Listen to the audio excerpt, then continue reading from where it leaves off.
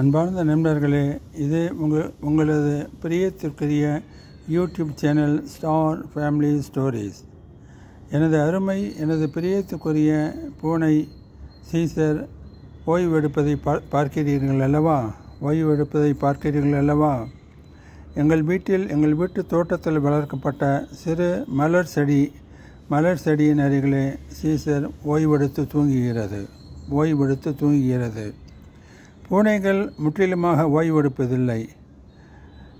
சூரிய வெப்பமானது மிகவும் அதிகமாக இருக்கும் பொழுதினிலே ஒரு ஓரமாக ஒரு செடியின் அருகே அமர்ந்தோ உட்கார்ந்தோ படுத்துக்கொண்டோ ஓய்வெடுத்துக் கொள்கின்றன.